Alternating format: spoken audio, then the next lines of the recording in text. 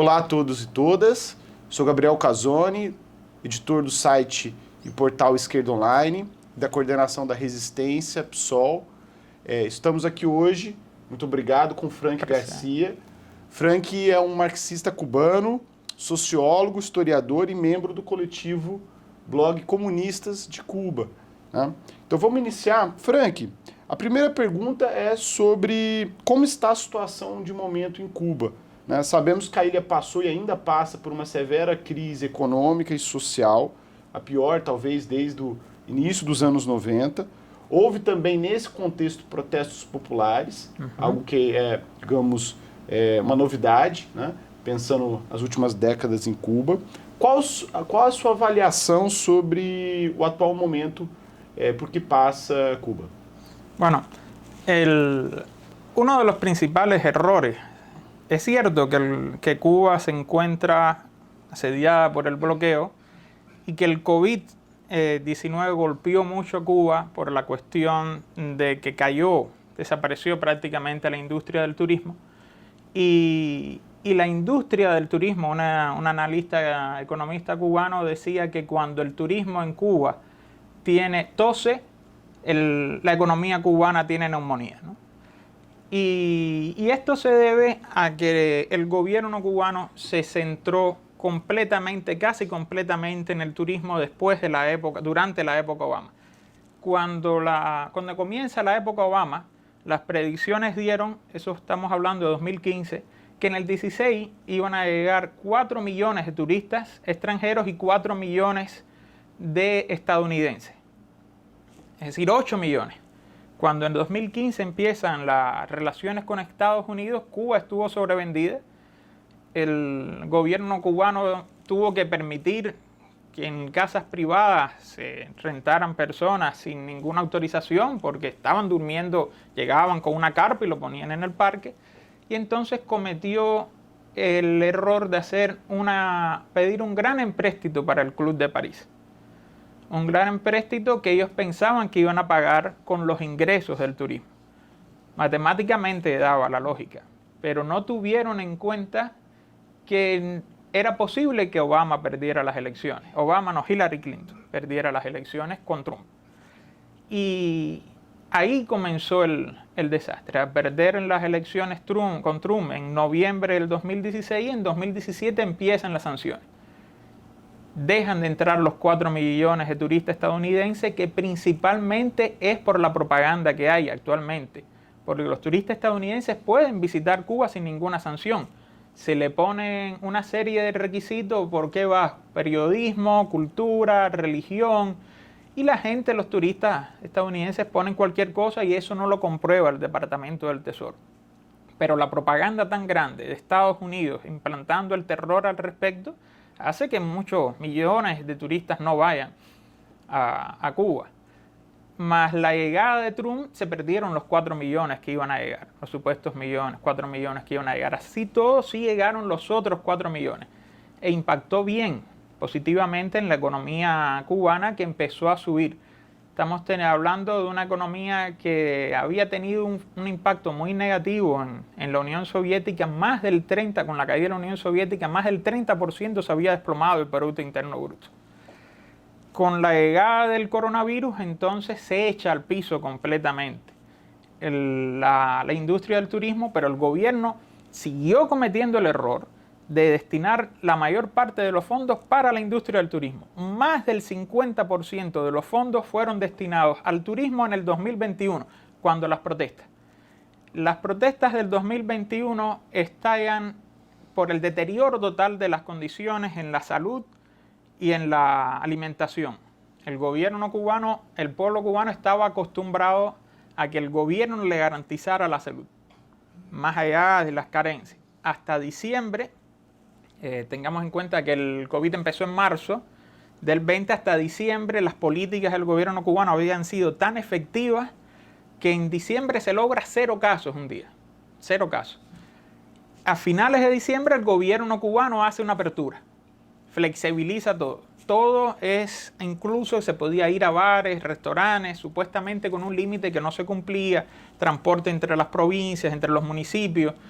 y eso evidentemente iba a provocar un ascenso casi incontenible del COVID-19. A esto se le suma que no había medicamentos. Y esto, el deterioro político del gobierno cubano, de la legitimidad política, estuvo visto en las protestas del 11 de julio. Ahí, si quieres, hablamos después de las protestas. Y la situación actual es de un deterioro muy fuerte porque el gobierno cubano sigue apostando por el turismo. El turismo ha regresado que no pasa los 2,5 millones porque, entre otras cosas, la propaganda contra Cuba es muy fuerte.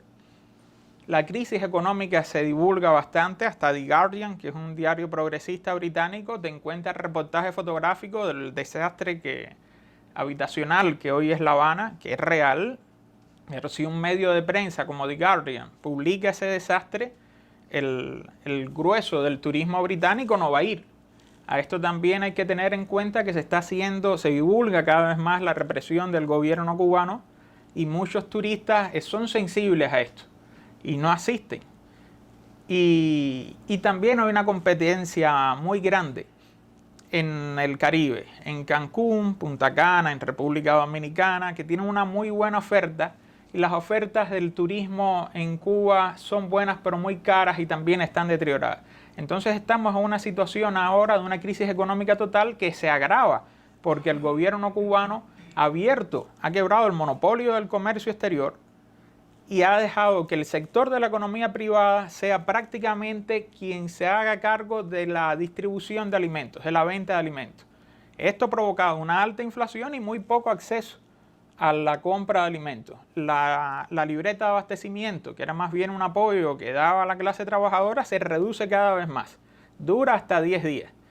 Y la diferencia principal con la crisis del 90 es que Fidel proponía seguir construyendo el socialismo, por tanto no estimular las desigualdades, y cuando hace las primeras reformas eran muy controladas de manera provisional, lo insistía completamente, y el actual gobierno no lo presenta para nada provisional.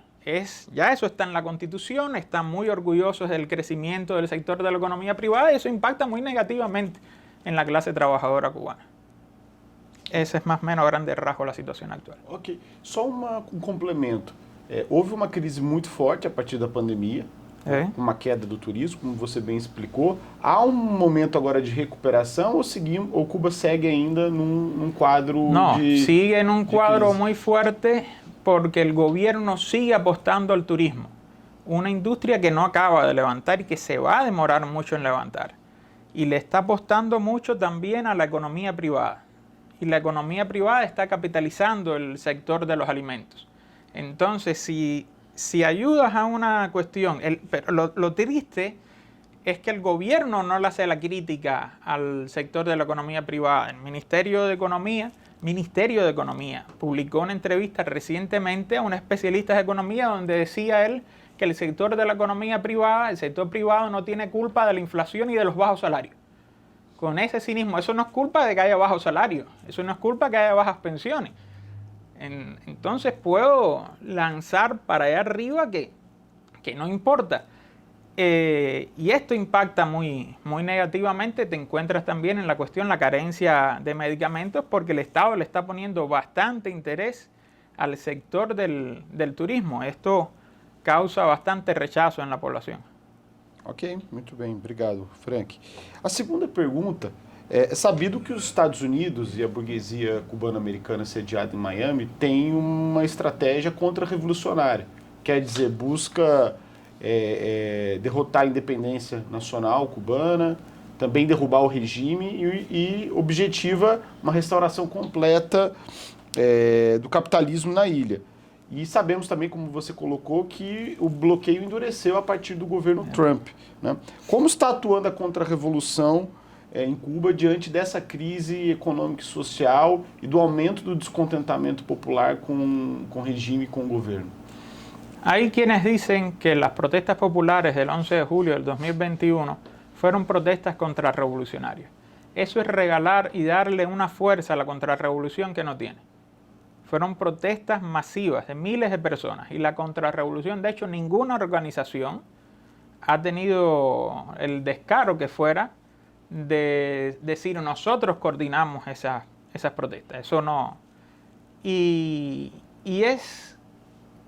primero hay que analizar bien por qué Biden, que era un alto funcionario del gobierno Obama, no aplica la política Obama. Más allá de que Obama tenía mucha más fuerza política, cosa que es indiscutible, hay algo muy importante. Cuando Obama decide reiniciar las relaciones con Cuba, en Cuba había un gobierno estable, de amplia legitimidad política. Raúl tenía una amplia legitimidad política, Raúl Castro, el hermano de Fidel, y la economía no era una maravilla, pero también estaba estable. Entonces Obama se percató que era un mercado virgen, que no había ningún problema, y decidió empezar las relaciones. Cuando gana Trump, hasta la Sheraton estaba entrando a Cuba y ya se estaba preparando para que entrara la Coca-Cola. Y cuando llega Biden, ¿qué se encuentra Biden? Se encuentra con un gobierno muy débil, que empiezan las protestas, que tiene poca legitimidad política o que la legitimidad política ha caído bastante, y entonces el gobierno estadounidense que apuesta por la caída del gobierno cubano. Así todo hay que ver el programa del Partido Demócrata cuando estaba en elecciones. No es la política en ese programa de Estados Unidos con Cuba de que vamos a quitar el bloqueo para ayudar al pueblo cubano. No es eso. Ahí en el programa del Partido Demócrata dice: vamos a eliminar las políticas de Trump contra Cuba para resarcir las riquezas que el pueblo estadounidense perdió. ¿Qué cosa es lo que quieren decir? Que Biden quería restablecer las relaciones con Cuba para todas esas transnacionales, todas esas empresas estadounidenses que negociaron, que invirtieron sus capitales en Cuba, que lo perdieron después, pudieran regresar a Cuba. Todo es un pragmatismo imperialista. No, así es como hay que entender las relaciones de Estados Unidos con Cuba. La contrarrevolución, yo diría que tiene menos peso, la contrarrevolución de Estados Unidos. El mejor ejemplo es que ahora que el gobierno cubano dinamita el monopolio del comercio exterior, y sabemos que eso no tiene nada que ver con el socialismo, es contrario completamente a la construcción del socialismo, recientemente, hará como 2 meses atrás, hubo una reunión estimulada por el gobierno cubano de los empresarios privados cubanos en Miami con los empresarios cubanos norteamericanos. Porque lo que está sucediendo en Miami, como mismo lo ha dicho la propaganda del gobierno cubano hace tiempo, esta es una contrarrevolución cada vez más pequeña. Son personas ya viejas, aisladas.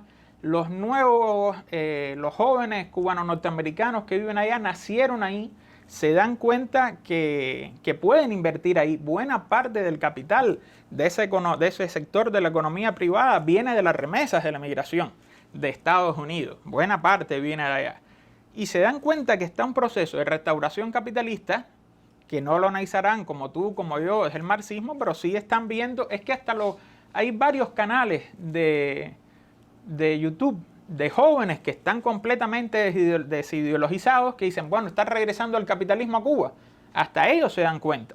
Hasta ellos se dan cuenta. El ligero detalle es que aumenta dentro de la juventud una percepción muy triste, y la percepción es que las MIPYMES, que es como le dicen al sector de la economía privada, hay más de 1.980 MIPYMES hoy en Cuba, de lo cual se contenta el gobierno cubano, más de 9.800, disculpe, 9.800. Hay más MIPYMES que empresas estatales, 9.800.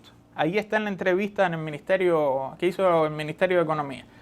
Y buena parte del sector de la juventud piensa que el impacto nocivo que está teniendo el sector de la economía privada, que es lo lógico que tenga, porque es el proceso de restauración capitalista que va a golpear siempre a la clase trabajadora, es porque lo está llevando adelante el gobierno cubano.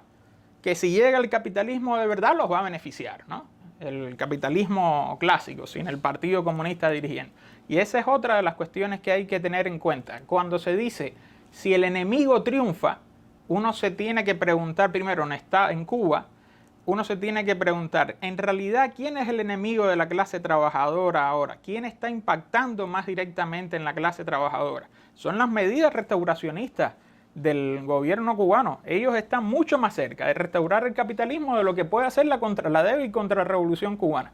De hecho, lo estábamos hablando antes, el gobierno cubano para poder lograr la restauración capitalista por la vía china, que es un partido nominalmente comunista administrando una economía capitalista, necesita del capital estadounidense, que fue lo que sucedió en China, que es lo que sucedió en Vietnam. Entonces, esto, ¿hasta qué punto la contrarrevolución impacta? La contrarrevolución no impacta casi nada. Son grupos minoritarios sin ningún apoyo. Lo único que impacta es el bloqueo. Y eso es algo que lo toma más el gobierno cubano. Y el lobby cubano-americano cada vez más débil. El bloqueo existe. Quien diga que el bloqueo no existe está obviando una verdad real y muy dura.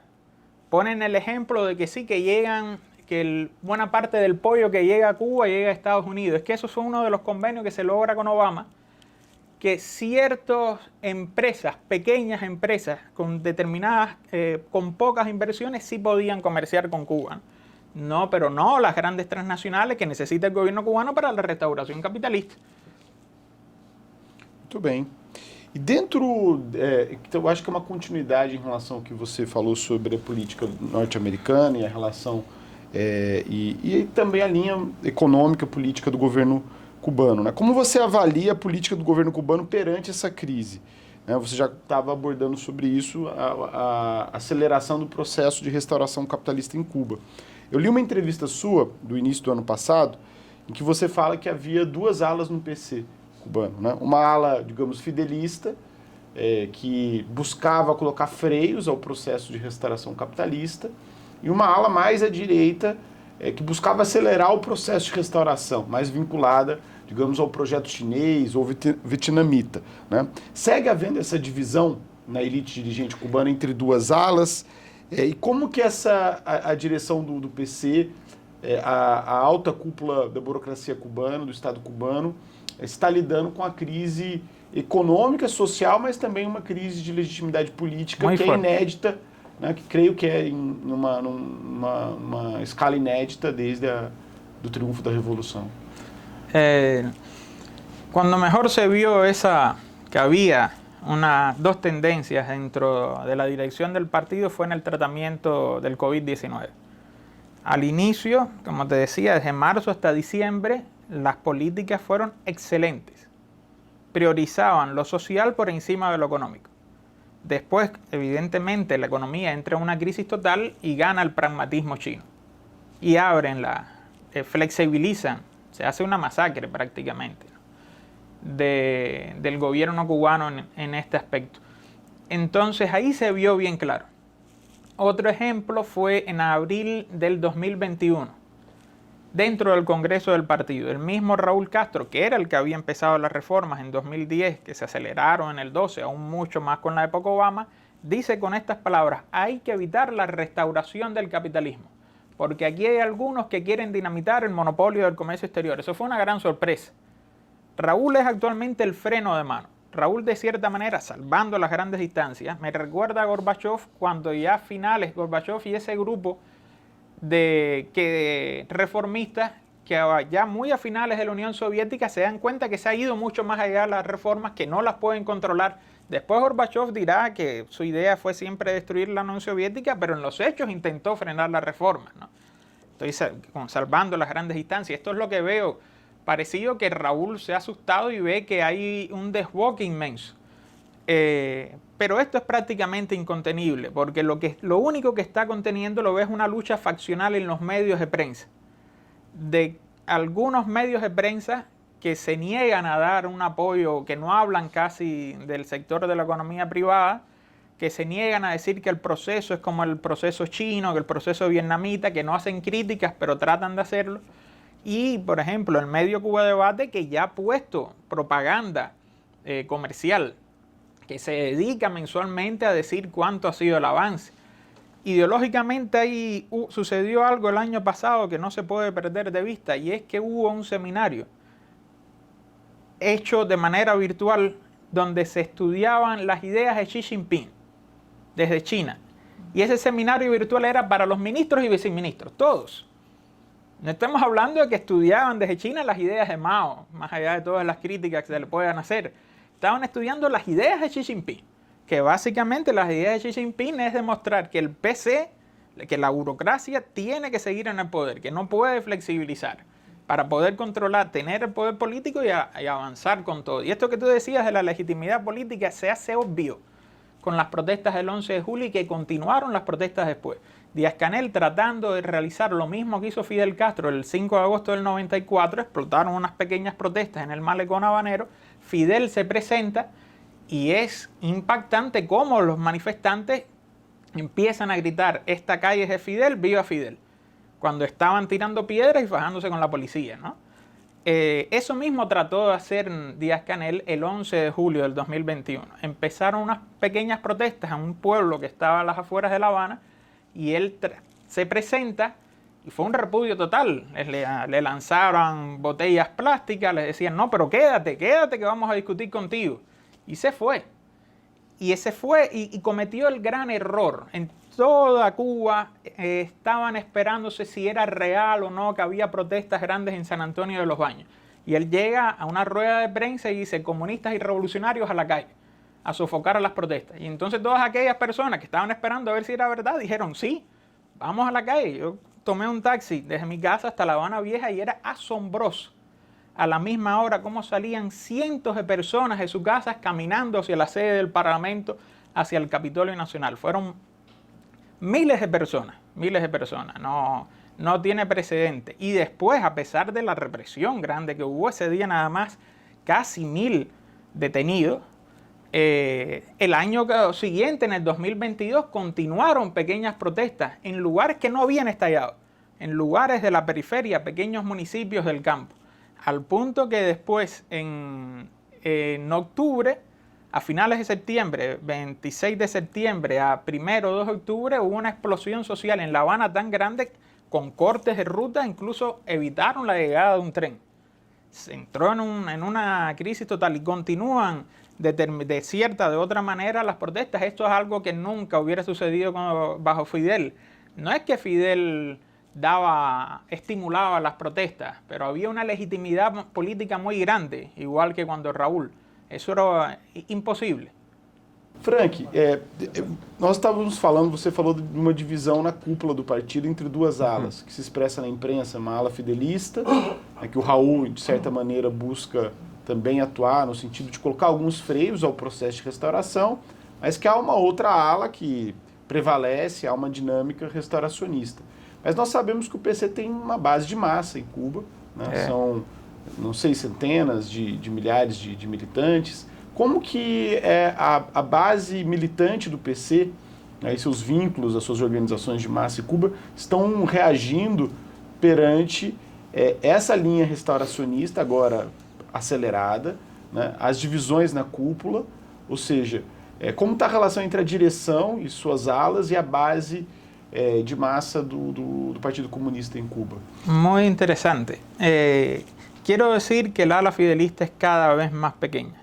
Sin embargo, la base, en el discurso de Díaz-Canel ante el Parlamento en julio, él calificó de ultraizquierdistas a todos los que estaban criticando fuertemente la expansión del mercado.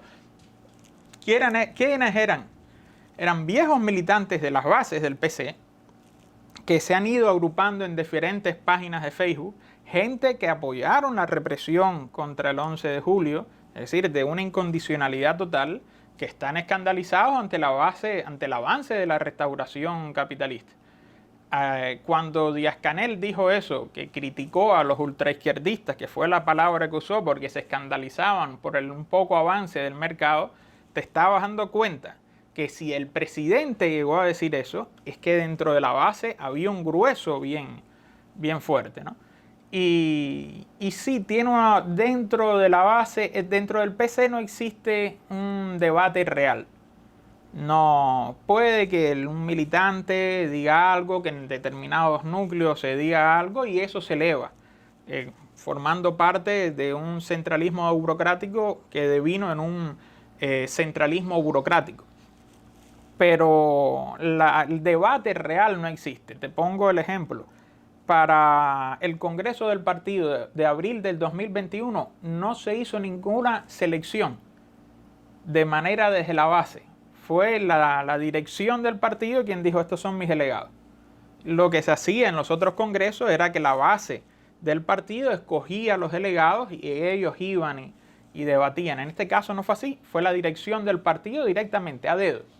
Entonces te das cuenta de que debate real dentro del partido no existe. Por tanto, que Díaz-Canel estuviera mencionando en julio pasado de críticas ante un sector ultraizquierdista, entonces estamos hablando de un sector que está marcando una ruta, que está oponiéndose de manera real.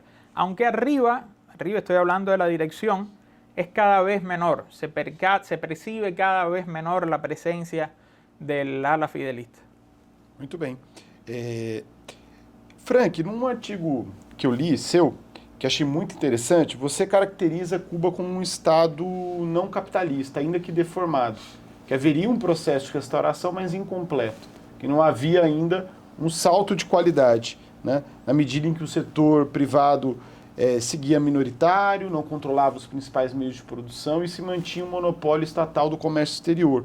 Você continua avaliando que a restauração capitalista em Cuba ainda não deu um salto de qualidade, mesmo após as últimas reformas de ampliação do setor privado em Cuba, né? Quais são os impasses e questões colocadas nesse processo? Ou seja, você identifica que há um processo de restauração, mas que não havia um salto de qualidade ainda, de modo que não se poderia classificar o Estado cubano como um Estado capitalista ou um Estado burguês. Essa caracterização você mantém ela, ou a partir do que aconteceu nos últimos anos, da ampliação das reformas, você modificou sua avaliação global? Todavía la burguesía no aporta ni siquiera más del 20% del Producto Interno Bruto. Cuando digo burguesía me estoy refiriendo al sector de la economía privada y voy a dar el detallado concepto de Marx, que no porque lo haya dicho Marx, sino es que en los hechos. Estamos hablando de la clase social que es poseedora de los medios de producción y compra fuerza de trabajo, la clase trabajadora, para poner en movimiento sus medios de producción y de ahí salga la plusvalía. Y la fuerza de trabajo son las habilidades intelectuales y físicas del trabajador. El trabajo es la venta de la fuerza de trabajo, socialización de la fuerza de trabajo. Y cuando estamos hablando de burguesía en Cuba, estamos hablando de gente que tiene cadenas de restaurantes con testaferros, con diferentes nombres, que ya tienen empresas importadoras, que el mismo gobierno dinamitó. El monopolio del comercio exterior sirve más o menos como de mediador. Estamos hablando de empresarios privados cubanos, que era el ejemplo que te estaba diciendo, que se reúnen en Miami.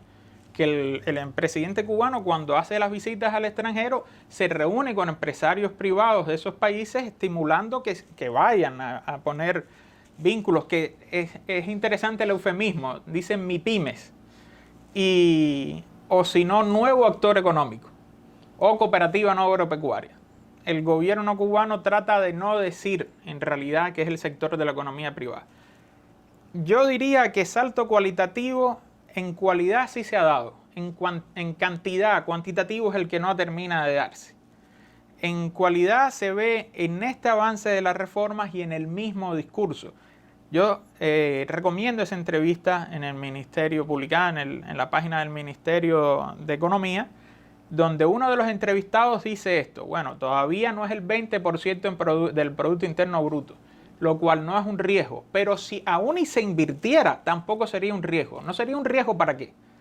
Si el 80% empieza a ser producido por la economía privada, no podemos hablar de construcción de socialismo para nada. Estamos hablando ahí sí de un Estado capitalista, porque para que la burguesía pueda producir el 80% tiene que tener el control de los principales medios de producción.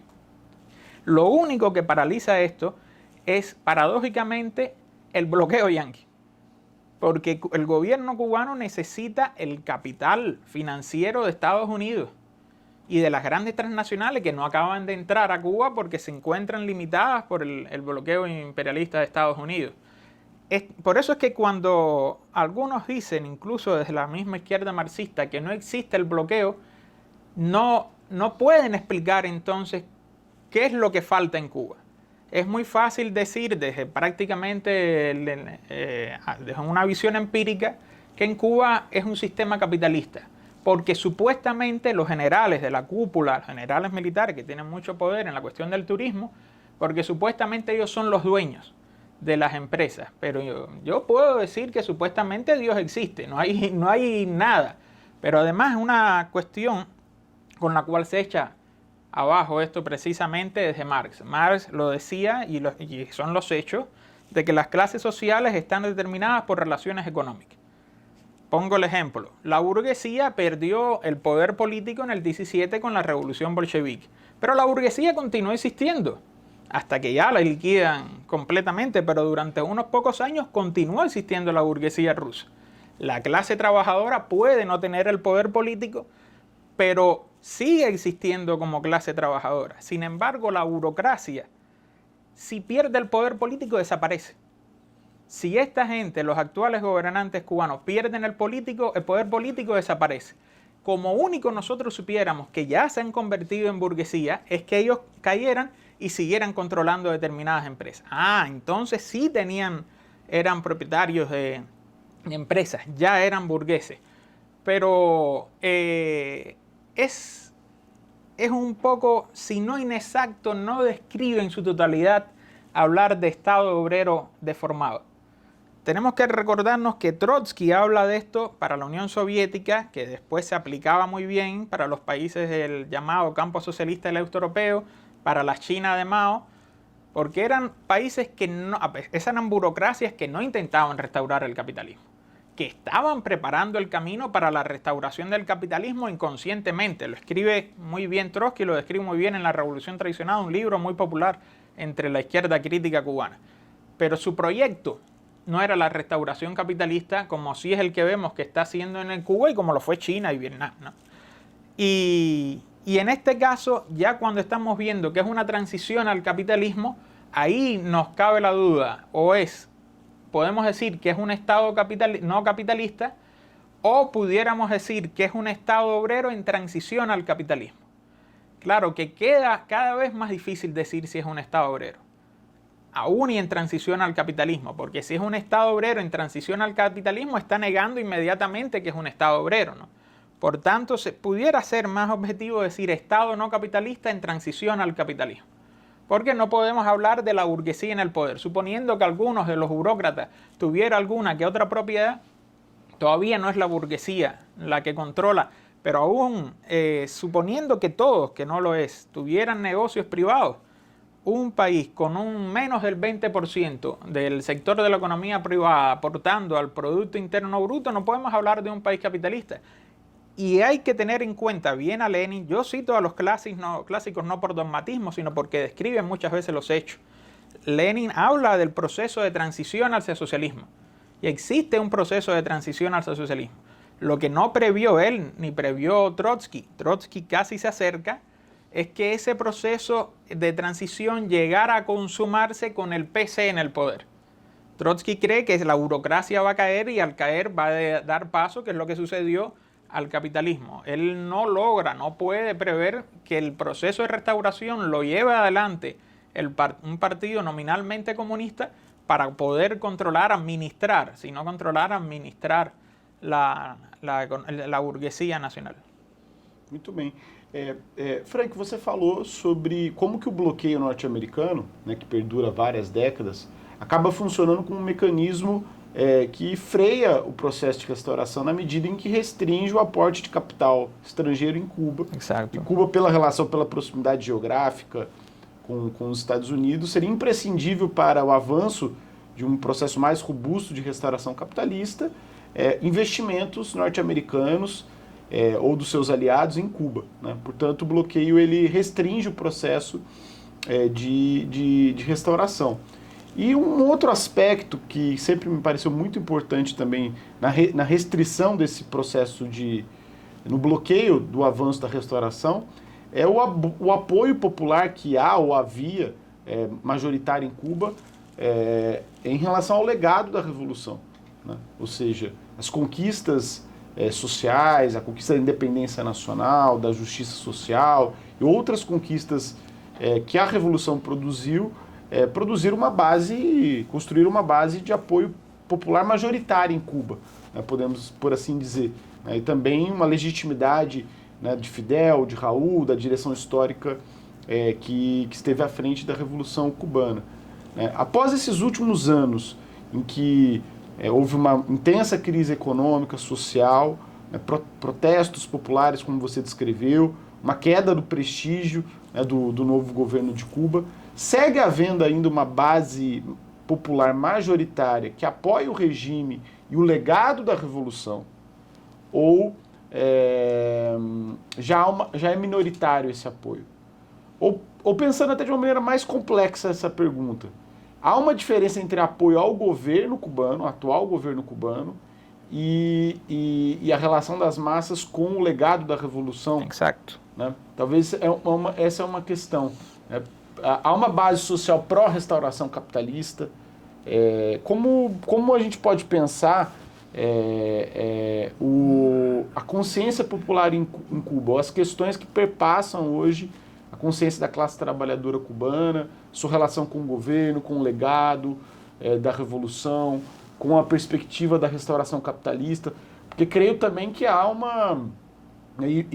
há, por exemplo, toda uma parte dos cubanos recebe remessa dos emigrados, né? Ou seja, que mandam dinheiro para fora. Então, há também relações com o mundo externo por meio, né, da forte, né, imigração cubana. Ou seja, a perspectiva da restauração também ganha base social em Cuba. Há muitos relatos, né, textos sobre a situação de desalento da juventude cubana, dos mais jovens, com uma falta de perspectiva, se eles são seduzidos também por uma promessa de restauração capitalista, ou uma relação mais frágil com o que foi esse legado da Revolução Cubana. Ou seja, essa pergunta, fiz várias aqui, é um pouco para a gente pensar, para você falar como a sua leitura da consciência popular, da juventude, da classe trabalhadora, com o governo, com o regime, com o legado da Revolución. Quiero empezar con una anécdota. En ocasiones una anécdota logra describir bastante bien la realidad. Durante las protestas del 11 de julio, había un muchacho que estaba lanzando consignas contra el gobierno cubano y se acerca una mujer, evidentemente del PSC, y le grita, le responde con una consigna: yo soy Fidel, que es una consigna oficial. Y él se vira hacia la mujer y le dice: yo no tengo ningún problema con Fidel, Fidel es mi ídolo, el presidente es el que es, y lo pasó a ofender, ¿no? Esto es muy descriptivo, es muy común escuchar en la juventud: esto con Fidel no estuviera sucediendo. Es una idea sin mucho fundamento ideológico. Esa misma gente te dice que quiere irse del país. Yo siempre digo que paradójicamente la propaganda de la burocracia cubana se la creyó la juventud cubana desideologizada.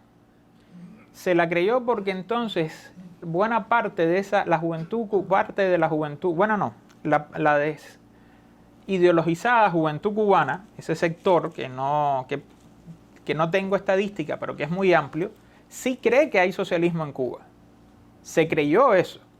Pero cuando miran qué cosa es el socialismo, según lo que están viviendo, el socialismo para ellos es una porquería.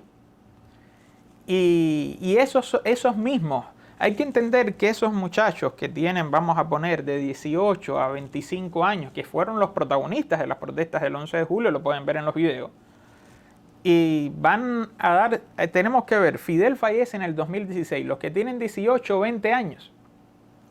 Cuando falleció Fidel, prácticamente ya Fidel era un anciano que prácticamente no se podía mover porque desde el 2006 su salud había ido colapsando, y tienen esa idea del gran Fidel que no conocieron. Y lo que se encuentra son unos burócratas gordos de 50 años que tienen cero popularidad, que no saben empatizar con la juventud cubana, y se encuentran a la misma vez un gran flujo migratorio. Solamente en el 2022 llegaron a Estados Unidos 250,000 de cubanos. iban para Nicaragua, que no nos pide visa a los cubanos, y hacían la ruta, la travesía de los latinoamericanos. La única diferencia es que estos cubanos llegaban buscando a las autoridades estadounidenses supuestamente para pedir asilo político, y prácticamente ninguno era perseguido, y los latinoamericanos, otros, huían de las autoridades estadounidenses, ¿no? Y la mayoría de quienes se fueron eran jóvenes. No están los números, pero se percibe que eran jóvenes. Hay un vacío grande. Y esto, si no es mayoritario, cuesta mucho trabajo si vas ahora a Cuba, encontrarte algún joven que apoye al gobierno cubano. Quizás más para el campo, o que tengan cargos, o que vengan de familias con cargos en la burocracia, o que formen parte de esa burguesía clientelista que se ha ido formando, porque, por ejemplo, no podemos hablar de un proceso de privatización al igual que los gobiernos neoliberales. El gobierno cubano lo que hace es que le quita el financiamiento, por ejemplo, al sector de la gastronomía. La gente, el común de los normales, pasa y ve que el restaurante estatal está hecho un desastre. Los pobres trabajadores del restaurante estatal, si no tienen la subvención, ¿de dónde van a sacar el dinero? Aparece un burgués o un futuro burgués que le presenta un proyecto al gobierno y le dan el restaurante, y de pronto el común de los normales ve un restaurante exitoso. Es una política muy común en América Latina en los 90. Aquí lo que hay una gran diferencia es que eso no se hace público. No hay a dónde ir exactamente para pedir esto, pero es un proceso de privatización. Y la juventud cubana ve esto, ¿no? Va diciendo, bueno, pero mira, cuando el sector de la economía privada, cuando se vuelve privado, está de lo más bien. No piensa hasta que, si ellos pueden entrar o no a ese restaurante, que por lo general no pueden. Dicen, bueno, esta gente tiene. Hay un detalle muy interesante que ya lo dije, que ellos creen que el sector de la economía privada, que tiene ahora el monopolio de los alimentos, está teniendo precios nocivos para con ellos porque lo dirige el PCC. Es una cuestión ingenua, ¿no? Completamente. No se dan cuenta que con el capitalismo van a seguir con los mismos precios. Lo que el Estado se ha ido retirando cada vez más, el gobierno, el Estado es otra cosa, el gobierno se ha ido retirando cada vez más y no pone ningún control de precio para esta gente. Por eso es muy común escuchar en la juventud cubana incluso la idea terrible de que cualquier cosa que venga será mejor, lo cual es un error horrendo, porque un capitalismo de verdad va a echar abajo No sé si te recuerdas de la manifestación que coordinó un tal Junior García, sí, para el 17 y después 15 de noviembre, ¿no? Nosotros desde comunistas no le dimos ningún apoyo, porque al inicio nos llamaba la atención.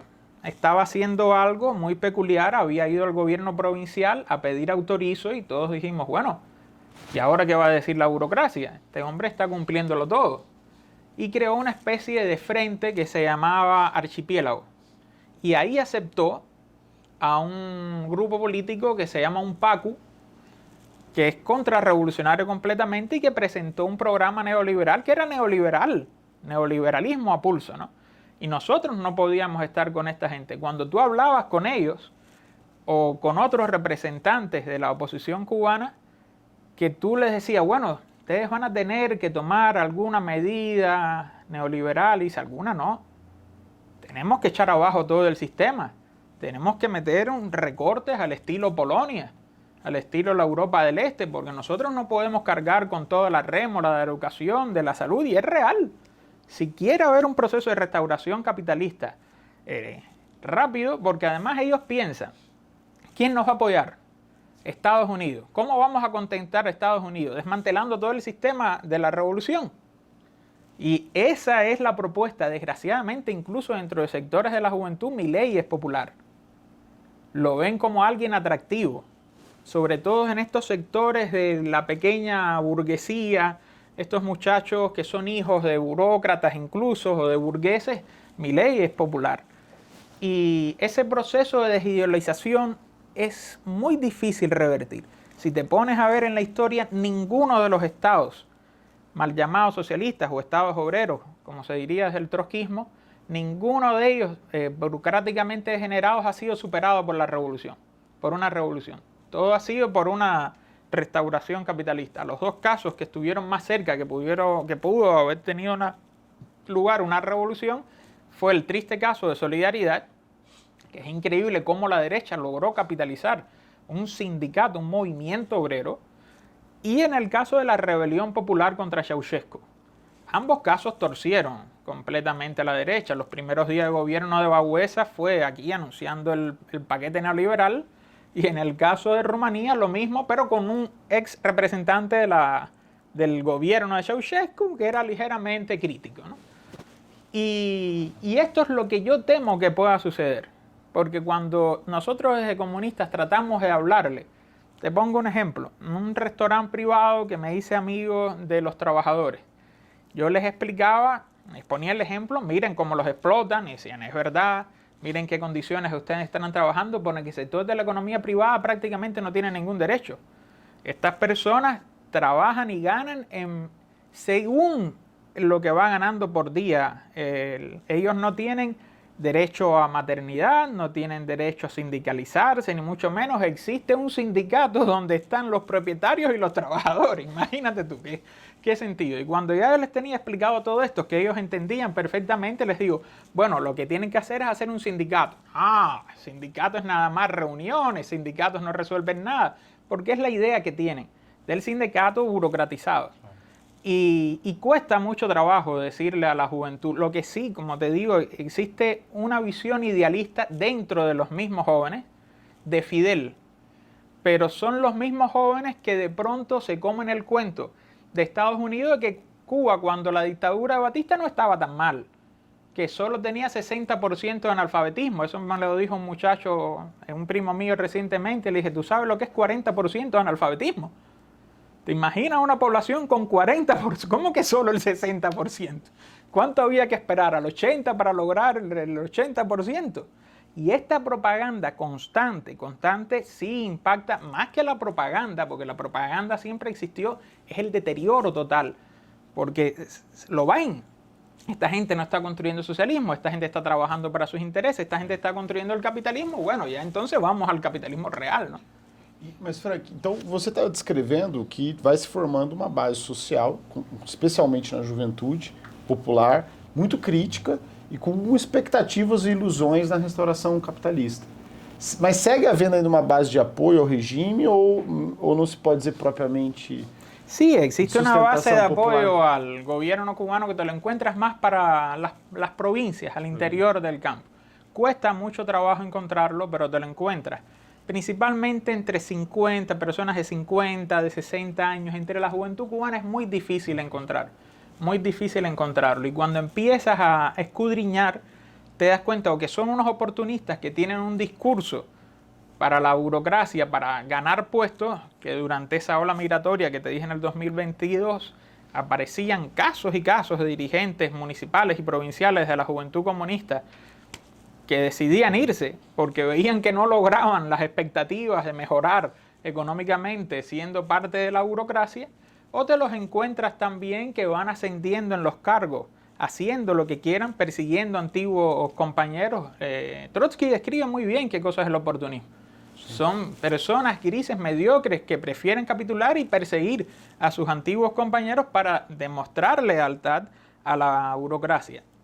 Yo no tengo estadísticas, no me voy a atrever como sociólogo y marxista que soy de decirte la mayoría de la juventud no está con el gobierno o que el 30% de la juventud está con el gobierno, pero repito, si vas a Cuba te va a costar mucho trabajo encontrarte jóvenes que apoyen al gobierno, que no estén vinculados con altos cargos, que no trabajen en la Cancillería o sean asesores del ministerio o tengan algún beneficio, o sean de esta burguesía clientelista que ya te digo, llega, habla con el gobierno no le da el restaurante y entonces tienen un discurso de la defensa de la revolución cubana, que es algo hasta paradójico. Dime, ¿qué revolución hay en Cuba? Tú me puedes hablar de una revolución cubana, ahí nosotros dentro de comunistas estamos debatiendo si le damos la categoría de contrarrevolución a la burocracia cubana. Porque es que en el momento en que un gobierno está restaurando el capitalismo, ni siquiera socialista se le puede decir, está teniendo posiciones contrarrevolucionarias. Em cima desse quadro que você descreveu desde o início da nossa entrevista, fico pensando em termos de perspectiva, ou me parece perspectivas sombrias, porque de um lado há uma crise econômico-social profunda, uma perda de legitimidade do regime, e ao mesmo tempo uma força restauracionista interna, forte, que vai ganhando cada vez mais força, e também, digamos, a relação com os Estados Unidos, a contra-revolução que de alguma maneira busca alimentar, ainda que não por meios diretamente contra-revolucionários, uma intervenção armada, mas também por meios econômicos e ideológicos, né? Como você mesmo falou agora, por exemplo, por meio da penetração de ideais até da extrema-direita latino-americana, como no caso da juventude, parte da juventude vendo em Milei, da Argentina, uma alternativa. Em termos de perspectiva, há o perigo em Cuba de que caia o regime do PC cubano, e caindo o regime, o mais provável seria uma restauração capitalista pelas mãos da direita, e aí em associação com a burguesia cubano-americana. Qual é a perspectiva mais realista diante da crise colocada, né? Ou seja, o regime se mantém ainda que fragilizado, é a hipótese mais provável, ou existe a possibilidade, diante da crise colocada, de uma derrubada pela direita do regime cubano? A nosotros nos preocupa mucho cuando vemos las medidas de restauración capitalista y el discurso oficial que incluso va torciendo cada vez más a la derecha. Si es que dentro de la burocracia cubana hay un sector, línea Boris Yeltsin, que en realidad quieren desmantelarlo todo, que quieren convertirse completamente en burgueses dentro de un sistema capitalista sin ningún control ideológico. Eso a nosotros nos asusta. Y lo que hablas tú de la caída del gobierno cubano, en ocasiones pareciera, por ejemplo, estas protestas de 2022 que tuvieron lugar en La Habana entre finales de septiembre y muy inicios de octubre, muchos vimos que de pronto estaba colapsando el sistema. Y entonces siempre nos viene la pregunta, si el gobierno cae por protestas populares, ¿qué puede suceder? Hay quienes, incluso marxistas muy críticos que se oponen al gobierno cubano, dicen que las protestas del 11 de julio fueron liberales porque algunas personas gritaban abajo el comunismo. Y esto es como si consideráramos que las protestas masivas que echaron abajo el zar en la llamada Revolución de Febrero fueron una revolución liberal contrarrevolucionaria, porque quienes en buena parte terminaron conduciendo esas protestas, que iniciaron no por los eseristas, no por los mencheviques, no los bolcheviques, sino fueron masas movilizadas por el hambre, que bueno, podemos decir que fue una protesta contrarrevolucionaria, una revolución contrarrevolucionaria, lo cual no tiene ninguna lógica. Las protestas del 11 de julio, básicamente lo que tenían era una base de reformista, reivindicativa. Una consigna que era común escuchar era queremos alimentos y medicamentos. Y cuando yo caigo detenido, que me dediqué a hablar con la mayor cantidad de presos posibles, oías eso, que lo que querían más que la caída del gobierno, lo que querían era que el gobierno le solucionara sus problemas. Y me recordó mucho a varios documentales que he visto mucho después de la caída del muro de Berlín, que muchos te dicen, nosotros queríamos cruzar el muro para ver qué era lo que había del lado de allá y regresar. No queríamos destruir la RDA porque nos anexaron, nos destruyeron completamente, destruyeron nuestro modo de vida. Y entonces, esta es una situación que no sé hasta qué punto pudiera decirte que una protesta popular pudiera derrumbar al gobierno cubano. Si cayera por una protesta popular, lo cierto es que hay más posibilidades que tuerza hacia el capitalismo, porque hay una contrarrevolución organizada de décadas, con mucho dinero. Actualmente se ve en muy buenos medios de prensa, que yo siempre recomiendo a todo compañero marxista que esté en el exterior que lea esos medios de prensa, porque tienen muy buena información. logran meterse en los problemas cotidianos y no sé cómo, pero logran obtener muy buena información de cifras que después tú los contrastas con la Oficina Nacional de Estadística e Información, que es completamente oficialista y está ahí. Tienen muy buenos analistas. Pero esto va generando colectivos también. Hay pequeñas agrupaciones. Y estas pequeñas agrupaciones, con el dinero que tienen, que han tenido un entrenamiento de décadas, ante la caída pueden asumir el gobierno. Pero esto a la misma vez, decir esto es hasta contrarrevolucionario.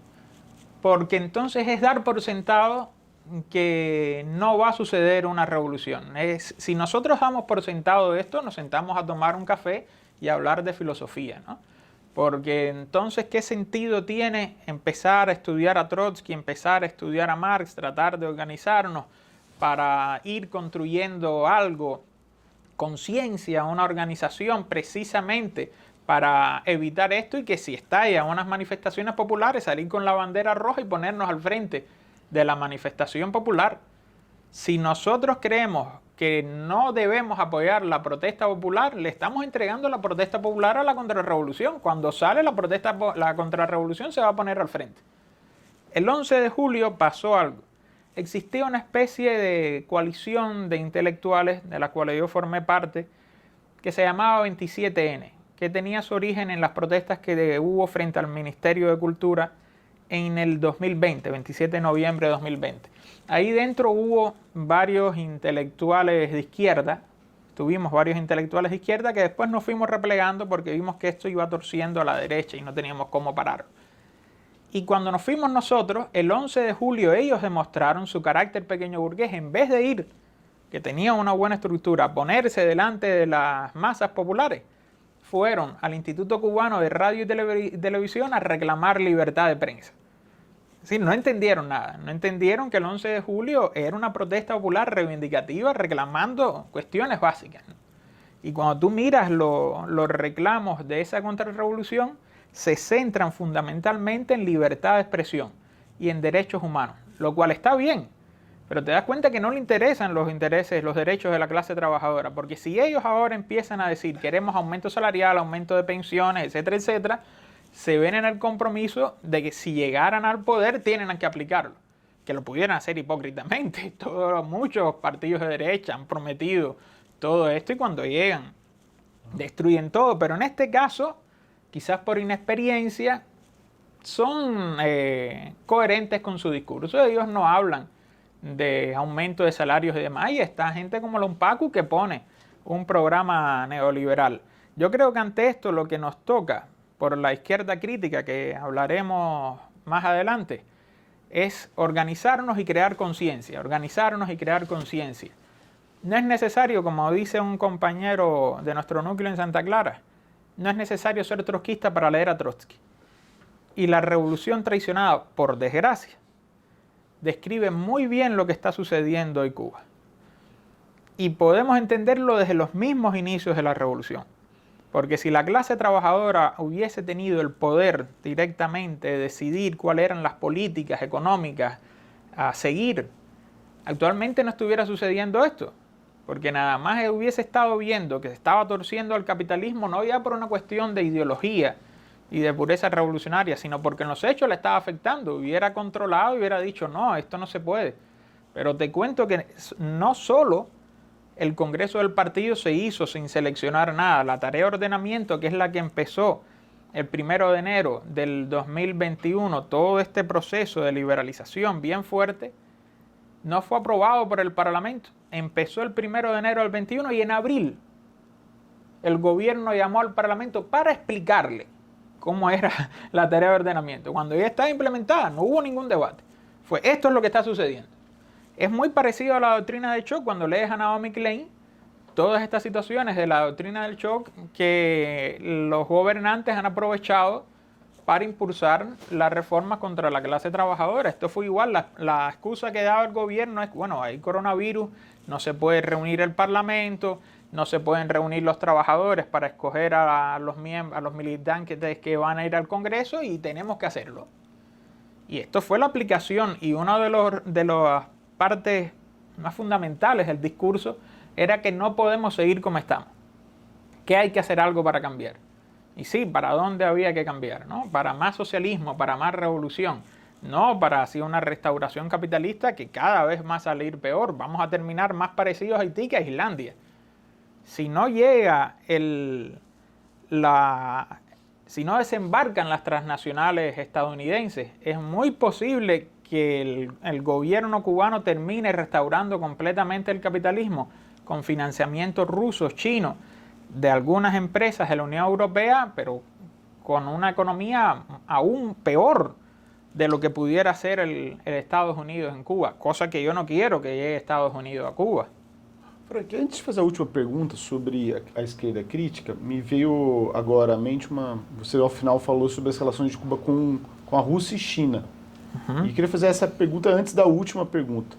Bom, há o bloqueio norte-americano e há um isolamento importante de Cuba no mundo, em termos de relações econômicas. Havia uma forte relação com a Venezuela, de Chávez, depois houve uma deterioração a partir da crise que viveu a Venezuela, mas a Venezuela promoveu um suporte, sobretudo de suministro de petróleo a Cuba, que foi importante, financiamento, mas há muitas dificuldades para Cuba diante do bloqueio e de um certo isolamento internacional.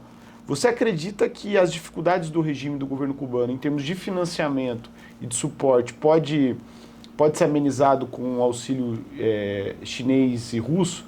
E, sobretudo, algo que me vem à mente, por que a China é tão tímida na política de apoio a Cuba em termos econômicos? China... Pode haver mudança?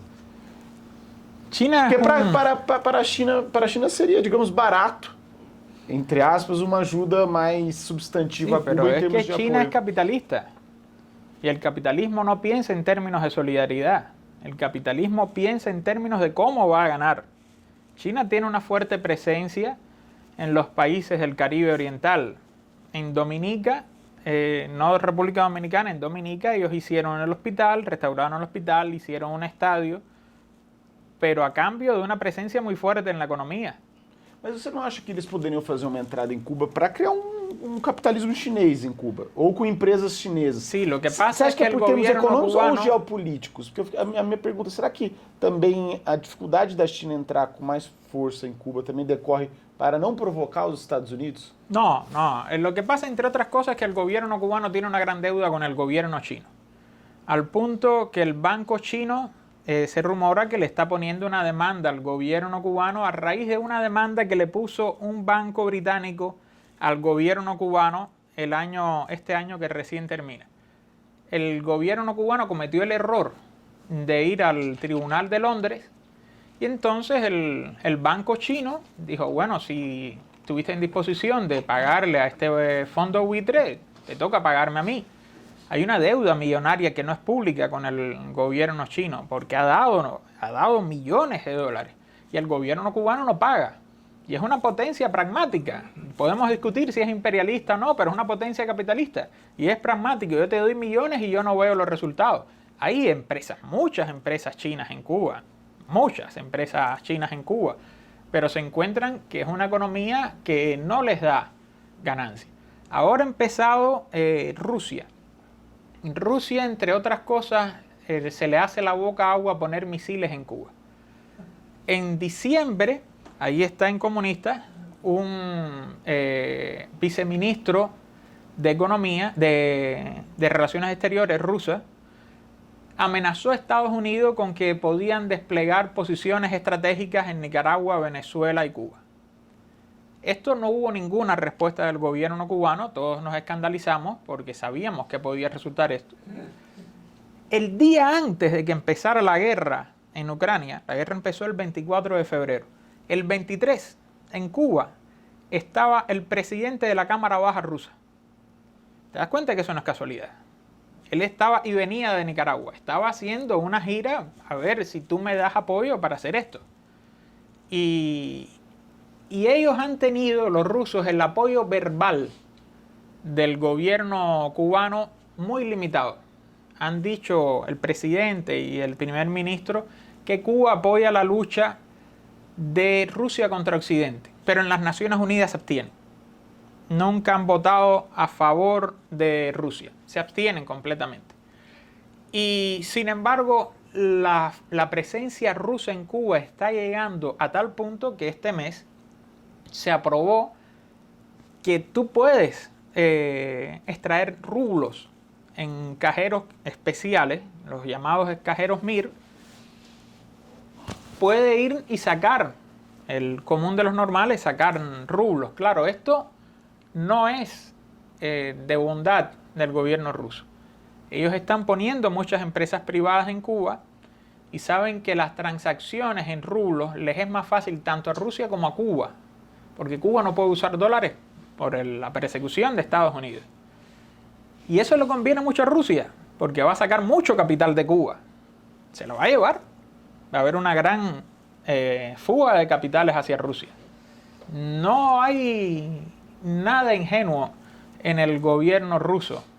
Ahí, mínimo este año, hubo 2 grandes comisiones del gobierno ruso visitando Cuba, comisiones económicas que no solamente es con el gobierno cubano, sino apoyando el sector de la economía privada. Ya llegó a Cuba una cadena de tiendas rusas de venta de alimentos. Y es curioso la ingenuidad entre muchos cubanos que dicen, bueno, nos están ayudando otra vez. Están regresando los productos rusos. No, no nos están ayudando, te lo están vendiendo. Las empresas privadas te están vendiendo los productos rusos que te recuerdan la época soviética. Entonces sí, Rusia está teniendo cada vez más una presencia fuerte en Cuba en la cuestión económica, pero no solamente en la cuestión económica, sino anhelando tener una base militar en Cuba, cosa que paradójicamente el mismo Putin la retiró estando en el poder Fidel Castro. Había una base militar que evitaba las emisiones de la propaganda de Estados Unidos hacia Cuba y que servía para Rusia para monitorear los movimientos de Estados Unidos en Cuba, y Putin decidió retirarla. 2005, si no me equivoco, 2005, 2004. Ahora se están arrepintiendo. Ahora quisieran tenerla aquí, porque sería una presión muy grande de Estados Unidos, lo que sería poner la soga en el cuello al gobierno cubano, porque eso generaría una crisis de los misiles 2.0. Pero sí, la presencia rusa está económicamente cada vez más. China un poco que se ha replegado, pero tuvo... Y Vietnam. Vietnam también, pero Vietnam tiene un vínculo más bien de asesoramiento político y económico con el gobierno cubano. Cada vez que hay un congreso del partido, 1 mes, 2 meses atrás, hay una reunión de alto nivel entre el PC vietnamita y el PC cubano. Claro, esto no es casual. Es más fácil ver en Vietnam la implementación del capitalismo para el gobierno cubano que en China, porque estábamos hablando de eso. Las grandes dimensiones de China, en el caso Vietnam es más pequeño, mucho más pequeño, y geográficamente, económicamente es más sencillo los vínculos, y que Vietnam evidentemente va y asesora a Cuba cómo aplicarlo, como las cuestiones del Doi Moi, pero no tiene una gran fuerza. Sí hay empresas vietnamitas en Cuba. Más tímido. Sí, es más bien un apoyo, un asesoramiento. Un asesoramiento a cómo deben continuar las reformas. E Venezuela? Porque houve uma grande ajuda da Venezuela de Chávez a Cuba, sobretudo no envio de petróleo. Depois houve uma crise, que foi a crise da Venezuela, que afetou as relações, né, econômicas, esse suporte. E há uma perspectiva de melhora econômica na Venezuela agora. Como está a relação Maduro? Lo que sucede con Venezuela, recientemente estaba leyendo una entrevista que dio Maduro hace un poco tiempo atrás, y es que ellos estuvieron casi 1 año, poco más de 1 año, sin producir una gota de petróleo. Eso provocó el colapso completamente de la economía venezolana. Eso hizo que el gobierno venezolano no pudiera dar ninguna ayuda real al gobierno cubano, porque la ayuda del gobierno venezolano a Cuba era básicamente en petróleo y en sus derivados del petróleo, y una alianza táctica política, estratégica política entre el gobierno de Fidel y de Hugo Chávez, ¿no? De médicos cubanos en Venezuela y todo un soporte grande para la economía cubana, para incluso construcción de casas de plástico, que se sabe que es un derivado del petróleo, Pero al colapsar la economía venezolana, imagínate un país que se haya basado durante décadas su economía en el petróleo, casi un año o poco más de un año, puedes verificar la cifra exacta, deja de producir petróleo. No vamos a entrar en detalles de por qué fue o no fue, el caso es que sucedió. Colapsa la economía venezolana, por suerte, ya la economía cubana había girado hacia la cuestión del turismo, que sabemos todo lo que provocó. Pero fue un impacto que no golpeó tanto. Sí golpeó en el 2016, por eso cuando es una situación económica que declina la crisis económica cubana. Cuando se llega al COVID-19 ya se llega con una crisis que se iba agudizando. La crisis del 16 con la crisis venezolana, que es cuando empieza la crisis venezolana. En el 17 con la llegada de Trump, las sanciones que se van agudizando. Y en el 19, después de la llegada de Obama, se empezaron a recibir los 4 millones de turistas, no los estadounidenses, sino los otros 4 millones que se tenían previstos.